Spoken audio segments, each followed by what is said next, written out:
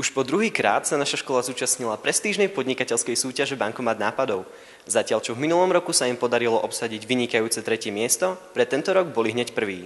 V tejto súťaži im dopomáhala pani učiteľka Marcinová. Aká bola téma pre tohtoročnú súťaž Bankomat nápadov? Téma bola rodinný rozpočet, čo ma veľmi prekvapilo, pretože nič bližšie k tomu nebolo dané a teda bolo na študentov, čo k tejto téme si vymyslia. Čo bolo obsahom vášho projektu? No obsahom bolo, ako som povedala, to, čo si oni vymyslia k rodinnému rozpočtu, ako sa dá naplánovať, ako sa s ním dá pracovať. No a naši študenti boli veľmi šikovní, pretože vymysleli mobilnú aplikáciu. A aké boli vaše pocity pri prijatiu prezidenta?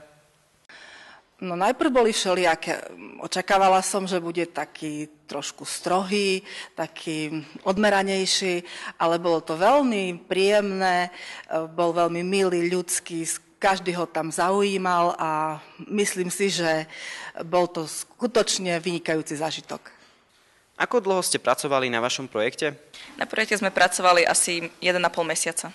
Mohli by ste mi v krátkosti opísať váš projekt, poprípade čo obsahoval? Náš projekt obsahoval, vymysleli sme vlastne aplikáciu, ktorá spravuje rodinný rozpočet.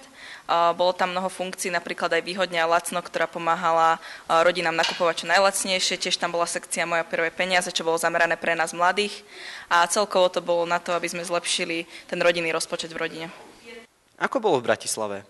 V Bratislave sa nám veľmi páčilo. Najprv sme boli na obed s generálnym riaditeľom J Slovensko a predsedom predstavenstva tejto spoločnosti a potom sme sa presunuli do prezidentského paláca, kde nás už pán prezident prijal. Urobili ste si aj selfie s prezidentom? Áno, urobili sme si. Pre Sosta TV Ján Závodský.